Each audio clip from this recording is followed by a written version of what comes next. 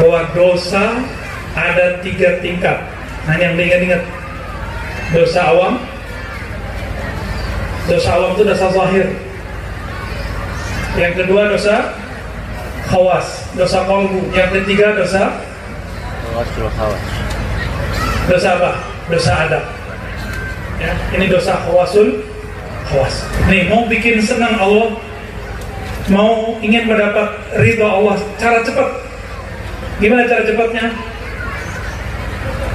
Bitaubatil abdil mu'min, dengan taubatnya seorang hamba yang percaya kepada Allah SWT.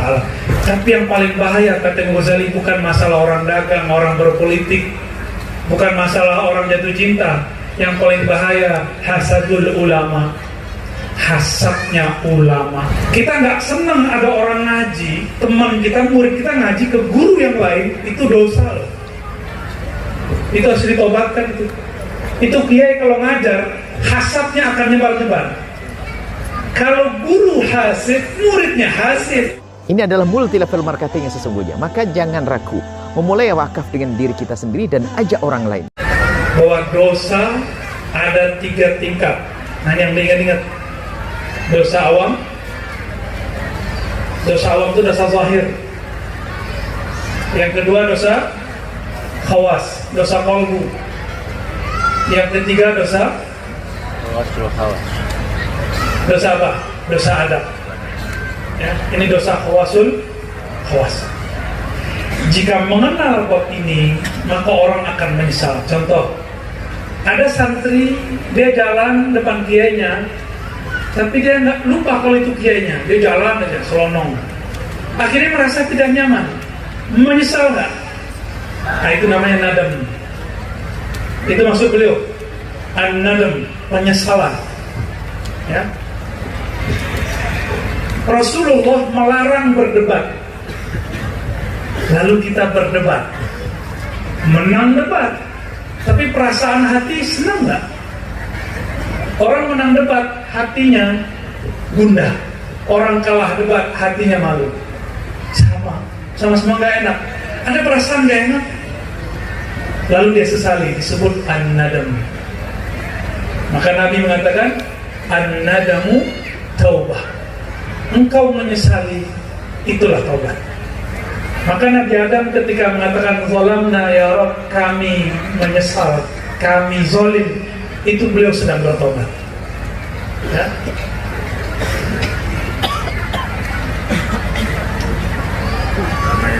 Kalau sudah paham bab ini, lalu kita menyesal. Orang yang menyesal nangis, benar gak? Maka kebanyakan orang yang nangis itu karena dosa. Kecuali ibu-ibu lagi kawin, menikah. Kalau yang menikah, qabil tu nikah, dijawab sama pasangannya. Qabil tu udah jawaban ya. Zawajtuka bibinti bimari kaza wa kaza, dijawab qabil tu nikah. Ibu-ibu nangis, yang lagi menikah si perempuan nangis. Itu nangis apa? Nangis nyesel apa nangis mau? Nangis seneng. Nah, itu beda. Tapi aksarul baki, kebanyakan orang-orang yang menangisi masa lalunya. Nabi Adam sujud itu nangis. Yabki, beliau menangis. Ya. Satu kali ada seorang mursyid saya, beliau baru saja meninggal. Mantan preman, jadi mursyid. Apa kata beliau? Ar-Razi, saya ini pemaksiat, masa muda saya penuh kejahatan, suka zalim kepada orang, semua maksiatnya disebut. Kita diam aja. Habis 2 menit diulang lagi, 3 menit diulang lagi. Hati kita berkecamuk. Apa berkecamuknya? Saya hampir suuzon sama guru saya. Saya hampir suuzon dengan guru. Tapi setelah itu saya ngomong, Pak Kiai, kalau kita nggak pernah maksiat nggak bisa nangis. Mungkin itulah alasannya kenapa ada takdir namanya maksiat. Orang yang gak pernah maksiat akan merasa suci. Ini contoh nih, santri-santri yang masih perawan-perawan hatinya. Ini hatinya masih perawan gak deh? Nah, ngelihat ada orang jalan berdua belum menikah, dalam hatinya Pak, najis, ahli neraka, salisuhu syaitan, ketiganya syaitan. Orang ini nggak tahu rasanya jatuh cinta. Bahwa jatuh cinta itu bikin orang gila, setengah gila dan hilang malu. Hadisnya dhaif riwayat Abu Daud, tapi benar. Ya, hubbuka li syai' yu'mi wa yusim. Kamu cinta sesuatu, kamu akan jadi buta, tuli. Saya mau tanya, Bapak Ibu, taubat itu sunnat atau wajib? Ini bahasa awam. Kalau sholat 5 kali, taubat berapa kali? Berapa kali? Beneran nggak wajib? Kalau wajibnya alal faur atau alal tarahi? Sekarang juga sesegera mungkin atau nanti? Sekarang juga tobatnya.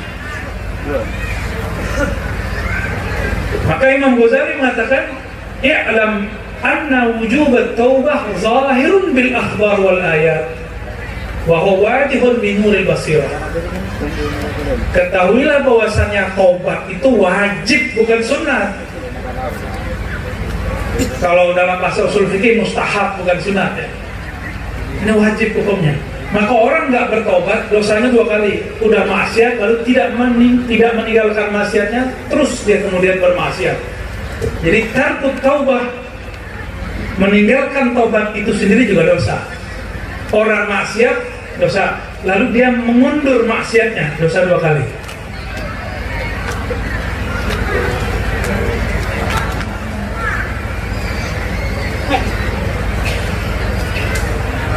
Nah, taubat ini ada yang bisa sendiri, ada yang dibimbing. Apa kata beliau? Fasalik imma a'ma la yastaghni 'anil qa'id fi khutwihi wa imma basir yahdi ila awwal tariq thumma yahtadi bi nafsihi. Jadi orang yang taubat ini ada 2 karakter.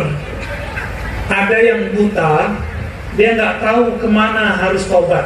Makanya banyaklah cerita orang-orang hijrah lalu salah guru, tahu-tahu dapat guru yang ekstrim, atau dapat guru yang aneh-aneh, atau dapat guru yang nyeleneh. Itu biasa. Itu salah satu sunnatullah orang berguru. Ya. Yang paling banyak ekstrim santri atau orang-orang umum? Yang banyak ekstrim.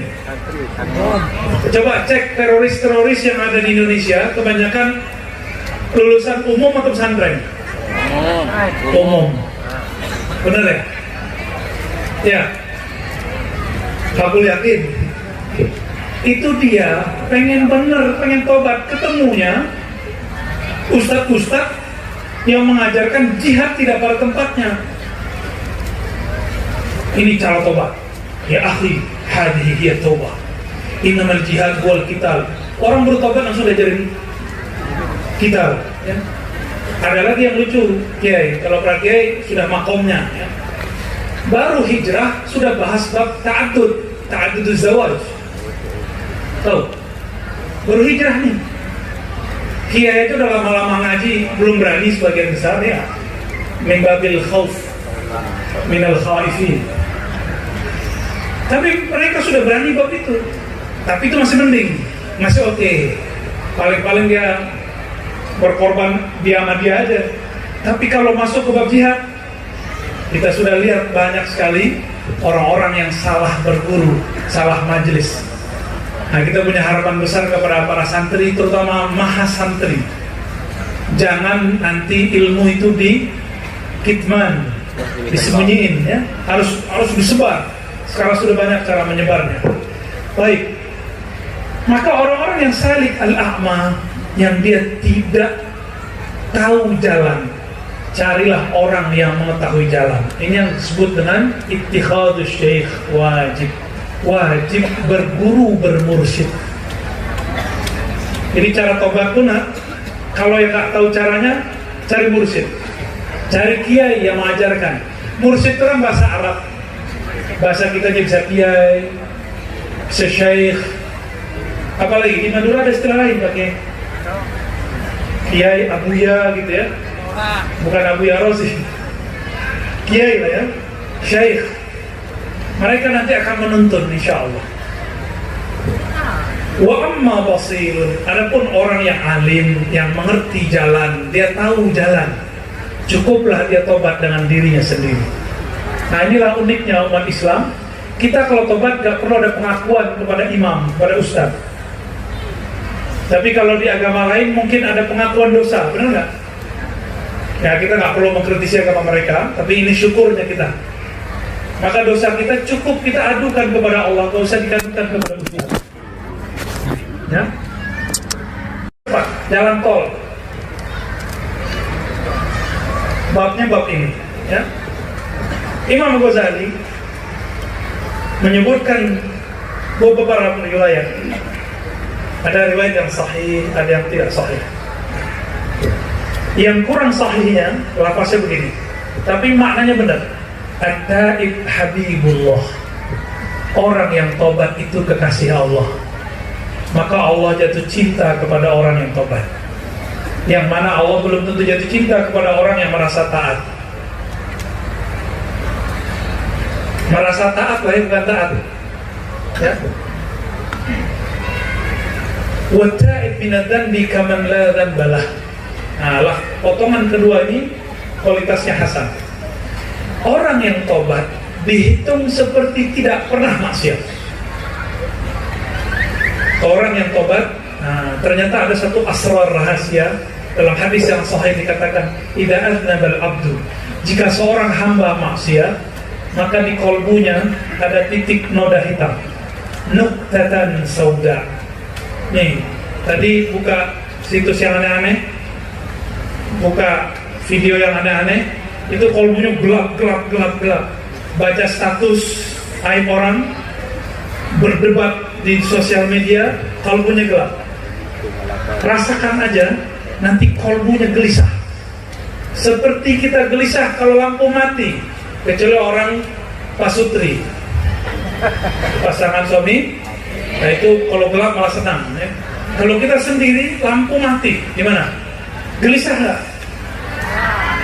Di saat seseorang bermaksiat, baik zahir, baik batin, baik adab, maka kolbunya akan merasa gelap.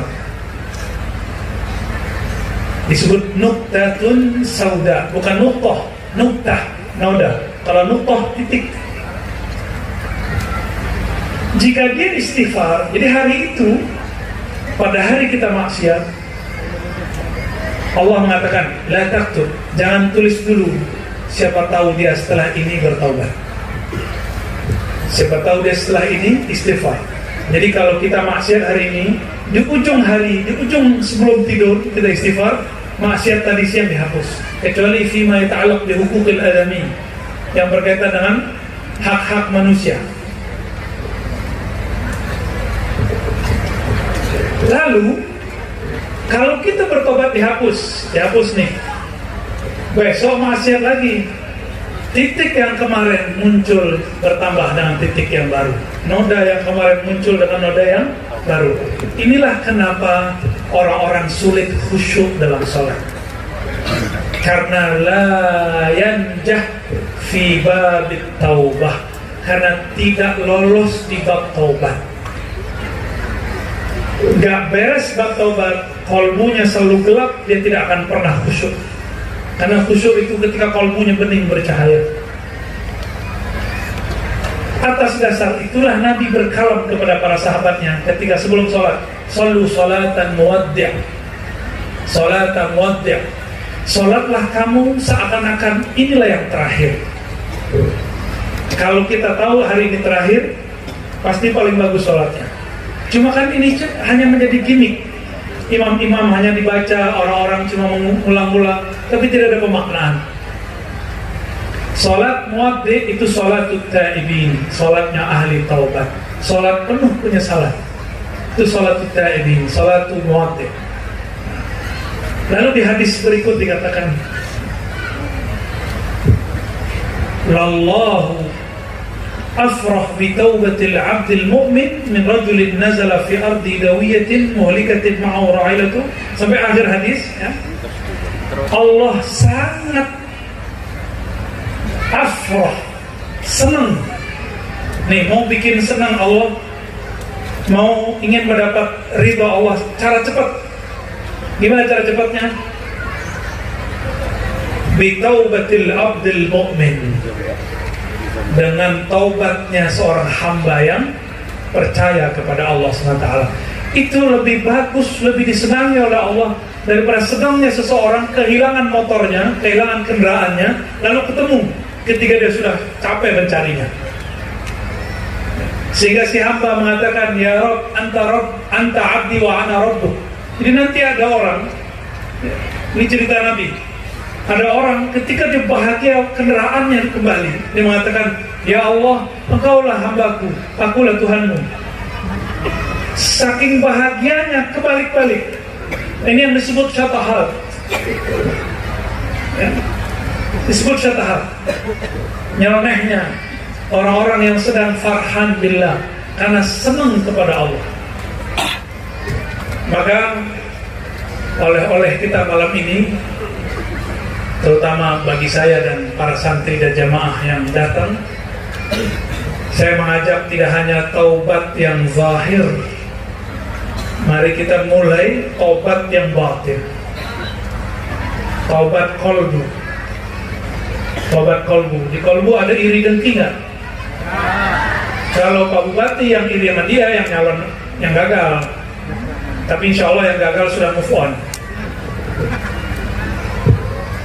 Karena apa? Karena ada kesamaan kepentingan kekuasaan. Kalau orang dagang di pasar, kepentingannya apa? Dagangan laku.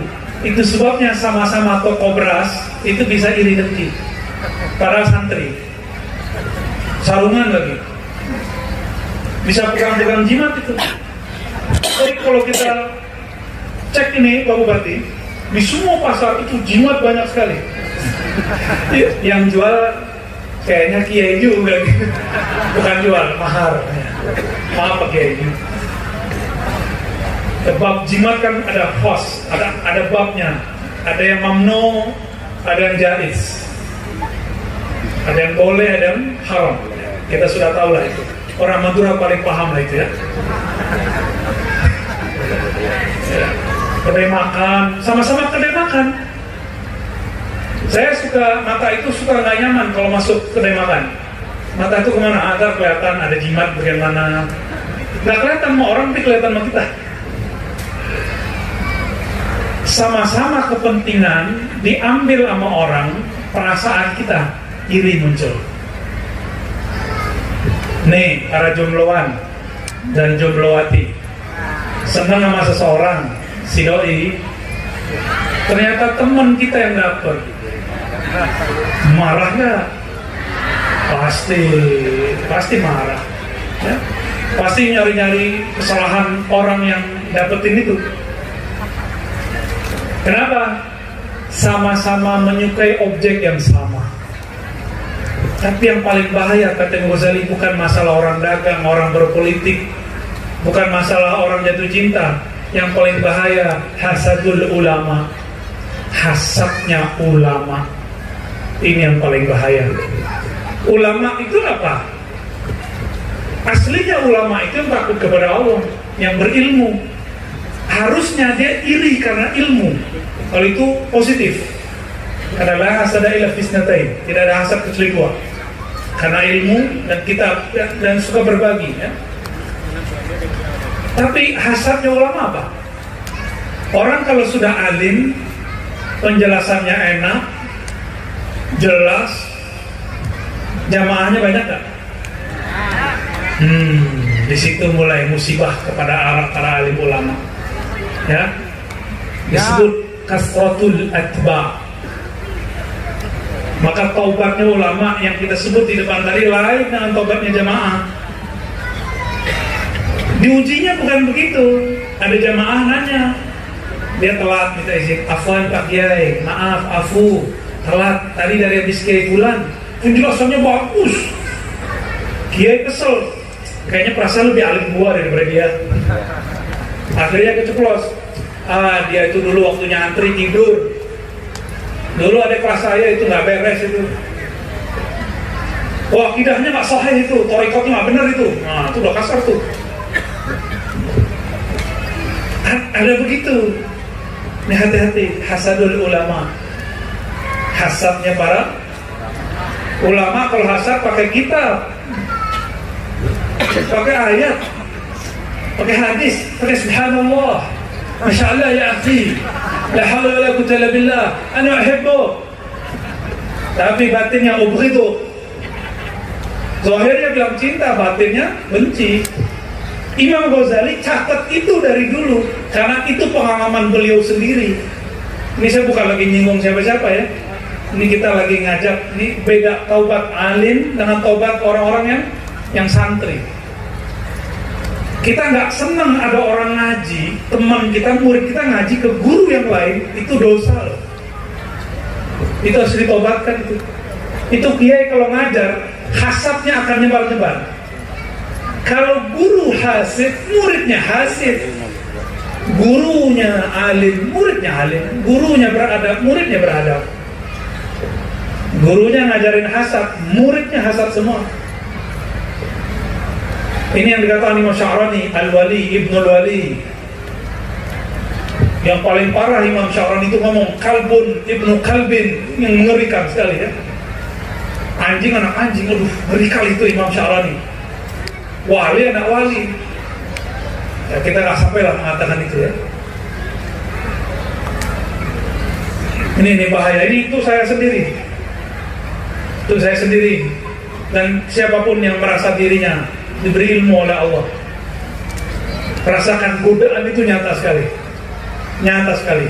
Mau dia berumur masih muda, apalagi sudah tua. Ya. Beda taubat orang alim dengan jamaah lain.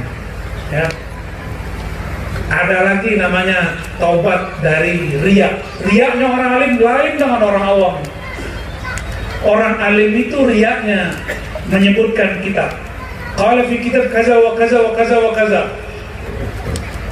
Dalam kitab ini halaman sekian, itu senangnya bukan main tuh. Ya. Kita senang kan dimanjakan oleh guru begitu? Senang. Itu bagus secara zahir. Tapi batin dia merasa, di Madura ini cuma saya yang alim. Hanya saya yang bisa menjelaskan pakai kitab. Ada begitu, dia wajib taubat. Allah nggak pandang kalbunya. Allah nggak suka sama orang-orang begitu. Walaupun dia duduk tinggi, berdiri tinggi dari jamaahnya, mungkin jamaahnya lebih afdal dari dia. Nah itu terjadi. Imam Ghazali cerita tentang dirinya. Imam Ghazali cerita tentang dirinya bahwa dia merasa dirinya alim. Maka dia tebus itu di salah satu rihlah Imam Ghazali. Beliau khalwat di salah satu menara di Syam. Turun dari menara sampai di masjid. Ternyata di masjid orang lagi buka kitabnya. Imam Ghazali nyamar jadi murid. Yang dibaca kitab Imam Ghazali. Nah itu cara beliau. Gak ngomong, itu kitab gua tuh, kitab aneh tuh. Gak ngomong dia. Apa riaknya? Ingin disebut alim, takut disebut jahil. Sehingga ketika ada orang bertanya satu bab, dia tidak tahu kitabnya. Pura-pura menyebutkan satu kitab dan dia menipu dirinya dan jamaah. Itu terjadi juga. Kita cukup mengatakan ana la adri. Kata Imam Malik, qauluka la adri nisful ilm. Engkau mengaku tidak tahu, itu separuh tahu. Kalau tidak tahu, cari tahu. Tapi kalau sudah merasa tahu lalu membantah, akan sulit diberikan ilmu oleh Allah SWT. Maka taubatnya alim takhtalif an taubat al-muta'allim. Ya. Jadi saya mengajak diri saya sendiri dan kita semua, mari sesuaikan taubat kita sesuai dengan makomat yang tadi. Nah, sebagai penutup,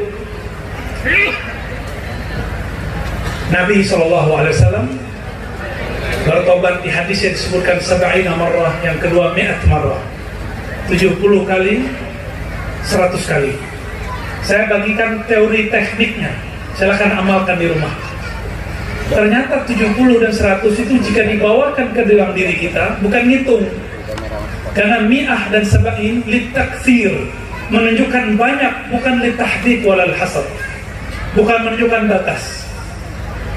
Ternyata cara yang paling gampang memulai istighfar di setiap anggota tubuh. Maka istighfarkan mata. Hari ini sudah berapa kali melihat yang tidak pantas dilihat? Pernahkah bernafsu kepada orang yang tidak pantas kita bernafsu kepadanya? Pernah? Kalau ya, istighfarkan mata. Pernahkah memandang orang lalu menghinakan dia? Istighfarkan satu-satu. Pernahkah mendengar lalu senang jika yang didengar aib orang? Istighfarkan itu. Ini thariqatut taubah, paling gampang. Maka semua ini jika dihitung, jika ada 7 anggota, masing-masing 10 kali tobat, itu yang disebut 70. Ya, jika dijadikan 10 anggota, masing-masing 10, ini pas jadi 100. Maka ungkapan 100 bukan menunjukkan angka, ini menunjukkan kita benar-benar mendetailkan, terperinci dosa-dosanya satu persatu. Maka Bapak Ibu yang bukan Allah, silakan diamalkan. Istighfar mata, astagfirullah dan dosa mata, astagfirullah dan dosa telinga, ya, semuanya sebutkan. Semoga Allah jatuh cinta kepada kita mulai dari malam ini sampai kita mati. Amin ya rabbal alamin. Mohon maaf jika kalam saya ada yang tidak berkenan. Hanya Allah lah yang maha baik, yang maha lembut. Tidak ada maksud untuk menggurui, tapi memang lagi disuruh jadi guru. Semoga Allah meridhai kami yang membawakannya, dan semua masyayikh yang hadir untuk merestuinya, dan semua jamaah yang mendengarkannya. Wassallallahu ala sayyidina Muhammad, subhanakallahumma wa bihamdika, asyhadu an la ilaha illa anta, astaghfiruka wa atubu ilaik. Assalamualaikum warahmatullahi wabarakatuh.